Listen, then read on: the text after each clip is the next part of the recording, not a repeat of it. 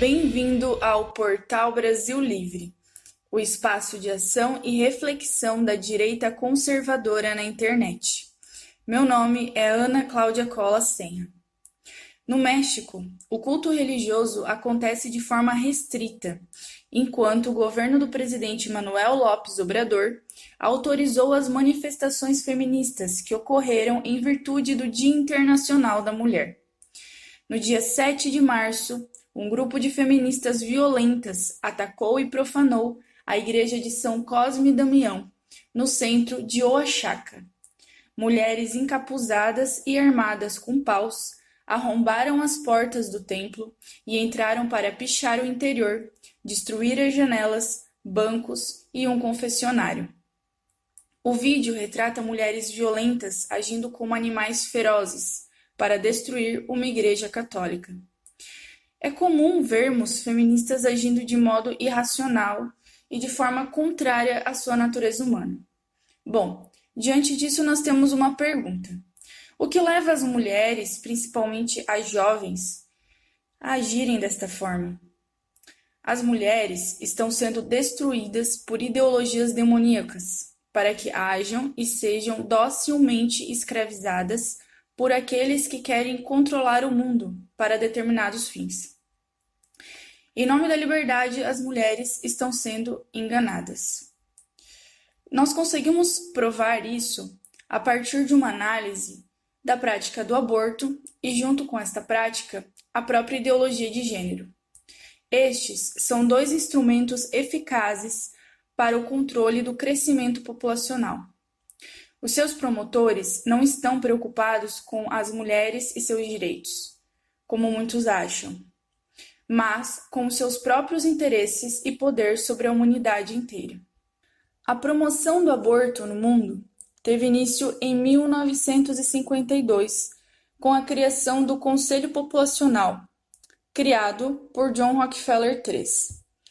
Inúmeras etapas foram necessárias para alcançar o objetivo de controlar o número de pessoas que nascem no mundo.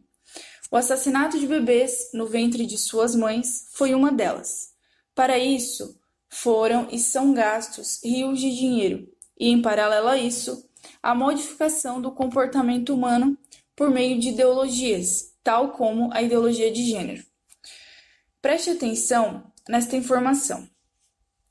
Na década de 90, a Fundação Ford publicou um relatório intitulado Saúde Reprodutiva, uma estratégia para os anos 90.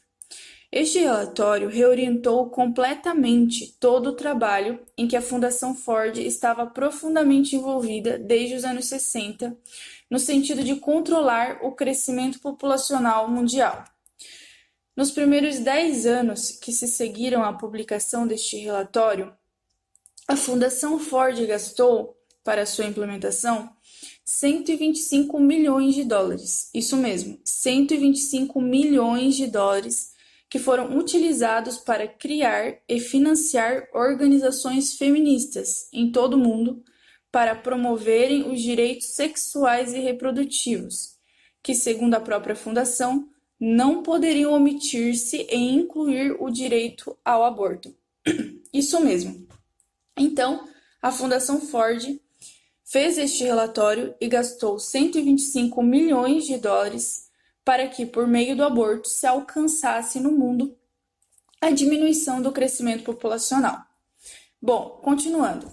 Uma das instituições para a qual a Fundação Ford destinou dinheiro para este fim foi a Católicas pelo Direito de Decidir, que, nós bem sabemos, de católicas não tem nada, só o nome mesmo, para enganar a todos e a infiltrar o progressismo dentro da Igreja Católica, porque suas ações e suas pautas são contrárias à doutrina da Igreja Católica. Francis Kissling foi presidente do Católicas pelo Direito de Decidir de 1982 a 2007.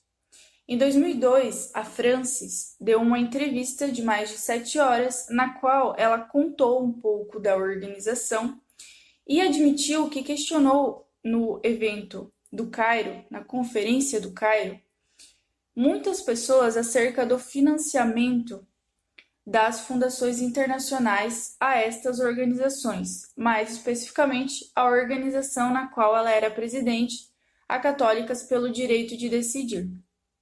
Segundo a Francis, na Conferência do Cairo, houve uma mudança de paradigma. Ela, inclusive, afirma que esta conferência foi decisiva.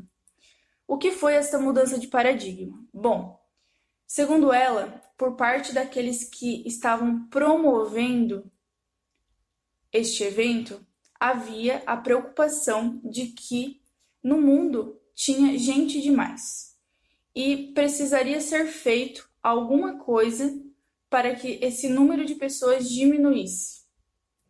Para isso, então, a mudança de chave foi que eles decidiram que o meio através do qual se alcançaria essa diminuição do crescimento populacional seria a educação da mulher.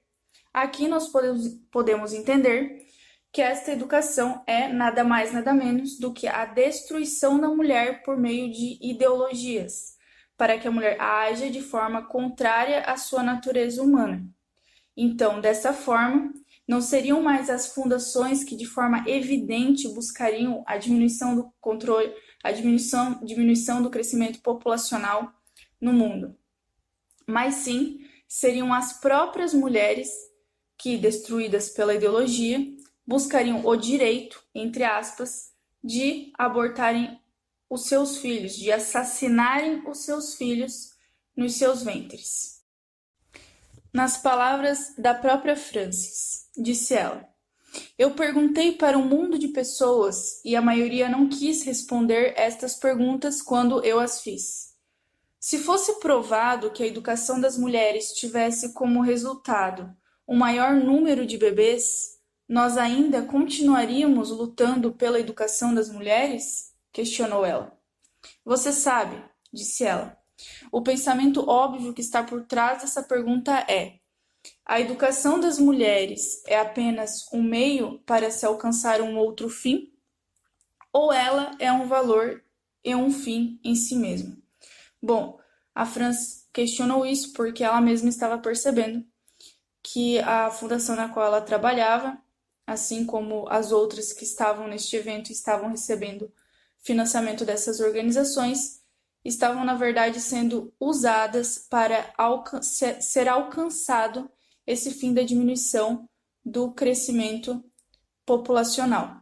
Então, de fato, a educação da mulher, que nós sabemos que é a destruição da mulher por meio de ideologias, não era um fim, um valor em si mesmo. Na verdade, isso era um meio para a obtenção dos fins daqueles que estavam promovendo o evento. O caso do grupo feminista no México, que destruiu ferozmente e profanou uma igreja católica, é apenas um exemplo de tantos outros de mulheres que agem de forma contrária à sua natureza humana e que foram e estão sendo destruídas pela ideologia de gênero e usadas para alcançar determinados fins, como, por exemplo, a diminuição do crescimento populacional e o maior controle de determinadas pessoas e fundações sobre a humanidade inteira. Como o cardeal Robert Sarah falou uma vez: abortar é a maior tragédia de nosso tempo, e a causa pró-vida faz parte da batalha final entre Deus e Satanás. O portal Brasil Livre está nessa batalha do lado da causa pró-vida. Muito obrigada por nos acompanhar até aqui e até a próxima em nosso próximo podcast. Até mais!